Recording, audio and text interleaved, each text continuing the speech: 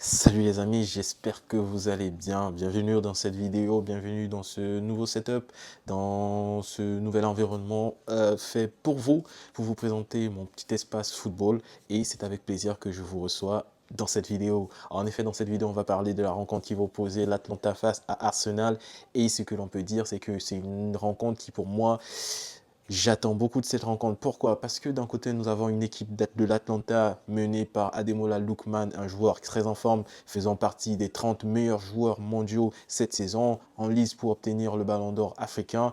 Et d'un autre côté, on a une équipe d'Arsenal qui s'est vue amputée de l'un de ses cadres, l'un de ses meilleurs joueurs, à savoir Martin Odegaard, mais néanmoins l'Arsenal reste une équipe forte, une équipe avec une ossature constante et inchangée. Des joueurs comme Thomas Partey, Jorginho, Kai Havertz, Bukayo Saka, Gabriel Jesus, Gabriel Saliba, vous connaissez l'effectif d'Arsenal qui est assez bien fourni et assez de bonne qualité. Donc pour moi, dans une rencontre où Arsenal se déplace sur le terrain de l'Atlanta, Arsenal se déplace pour obtenir les 3 points normalement et Arsenal a fait un très beau début de saison, notamment en gagnant sa rencontre, son North London Derby face à Tottenham. Arsenal va néanmoins affronter Manchester City le week-end prochain et c'est une donnée à prendre en compte parce que là, est-ce que Arsenal est disposé à tout donner dans cette rencontre face à l'Atlanta? Est-ce que Arsenal est disposé à se réserver en prévision de la rencontre qui va l'opposer face à Manchester City?